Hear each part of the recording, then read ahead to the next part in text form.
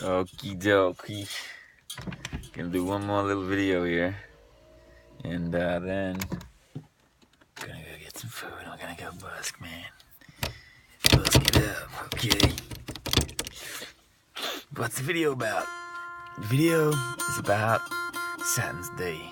The Day of Saturn. Satan. Our good Lord Satan.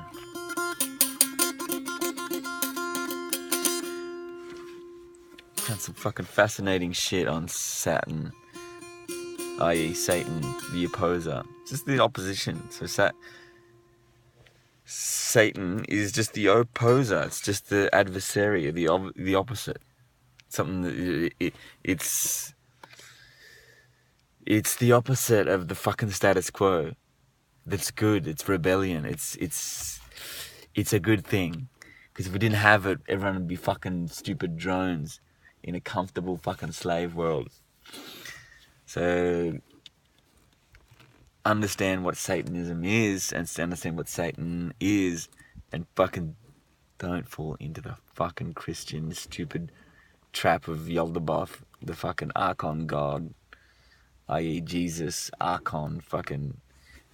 I mean, Anyway, let's not go into this, man. Let's go into this for another video.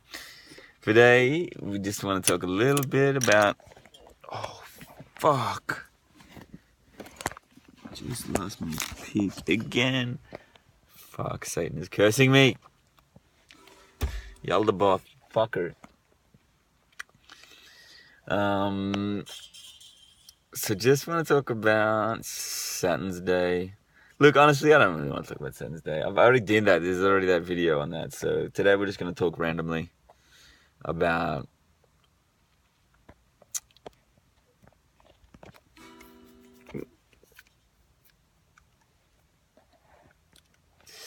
I think, okay, let's keep it on Saturday. Let's keep it on Saturday and the harvest, the boon, the Capricorn, man. It's about the Horn of Plenty. Okay, so there's a bit of a myth related to this that relates to, you know, archetypal themes that make sense. So a goat, I think, suckled baby Zeus to, you know, when he was a little kid, and so when he grew up, he, one of the goddesses, I can't quite remember the thing, but he gave her this special magical horn, which was always going to be full, the Horn of Plenty. It would always just refill itself with whatever you want, fruits, you know, food, seeds, nuts, all the cool stuff that you need to eat, to live and stuff. So, but it kind of relates to Capricorn and Saturn and bountiful harvest and just, you know, like working hard to get the fruits and the rewards of what makes your life meaningful and purposeful. You know, and I'm definitely still going to come back to this, relating it to, you know, Satan and the opposer and freedom, because the idea of Satanism is that we create the gods, you make the gods up. Let's not pretend that you actually, there's some external figure out there. It's you. It's a projection of you.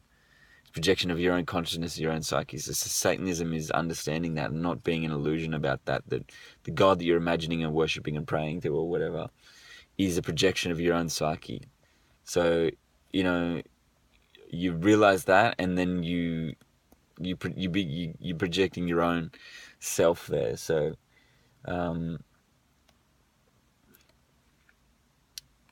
you know, and it's also sort of unpacking the idea that there's some future heaven you get to. There's going to be some fucking great place while your life is shit because you're under these oppressive rules. I mean, if you look at what the fucking Christians do and how oppressed they are, no one can fucking live like that because it's horrible. You can't do anything. You can't have any colors, no fucking nothing, because that's all Satan. You know, I mean, that's the real evil work, to take away the joy of life. And to think that there's something wrong that you can do, that you're being judged for. I mean, it's a real sick fucking ideal. And Satanism is is unpacking that shit and bringing the light, bearing the light to out of the slave mentality of the monotheistic, male-dominated, women oppressive, freedom destroying, monotheistic male sky god religions, which have dominated and killed more people than anything else. So, I encourage you to do some fucking research on Satanism and read out what it's all about.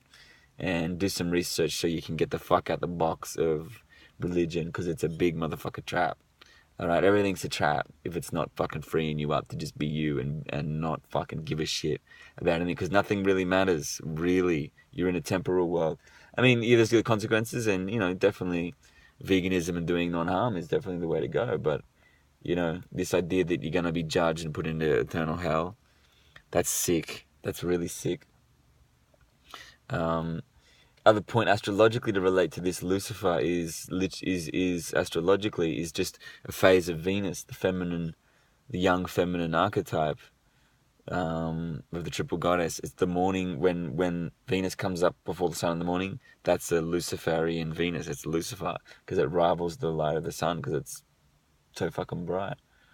I mean, it's nowhere near the sun, but that's the saying. So it's, it's allegory. It's so this idea that there's some, battle for, heaven, and it's all going to end with this judgment of Jesus and we're all going to hell. It's fucking insane. So Lucifer is Venus when she comes up in the morning, and that's a beautiful fucking thing. It's a beautiful part of life. So you can't fucking deny that shit because you're living in fantasy land and you think it's reality. So fuck that shit, Basically, Saturn's day is for working hard. I think look at your natal chart, look where your Saturn is, and figure out what that means to you. What kind of work you're here to do, and what it looks like, how it wants to be expressed. Let's say you've got Saturn in the 7th house in Libra. You're pretty fucking lucky if you do, because you got an exalted Saturn in a strong house. So, I think relationships would be very important to you. And you would really work hard at relationships in a way to get the blessing and the horn of plenty of relationship, and to get abundance and of relationship, of culture, of arts, of ethics, of relating to another person, society and civilization, bringing something forward. Saturn in the 8th house in Pisces would be like plummeting the depths and understanding death and rebirth, and working hard at the occult, and working hard at transformation, and working hard at plummeting the depth of the psyche so that transcendence and love can be felt. To be hugely occult and spiritualized sort of configuration. But so look at your natal chart, find out your Saturn, understand what your natal Saturn means, and then work at that. That's pretty much as basic as you can get for Saturn's Day today, Saturday. So with that, I'm gonna leave you with that. You go ahead and then look at what you how Saturn works for you, and what's the way for you to work on Saturn as a soul, as an individual, as a a being with freedom and choice, not just a fucking economic tool in a machine of injustice and servitude and slavery to artificial intelligence and alien gods that are basically escaping. So anyway, that's it, man. Saturn's Day. Check your Saturn, check your natal chart, figure it, work it, and work it. Get that horn, baby. Alright, so we'll see you on the next one, and have a good one. Bye.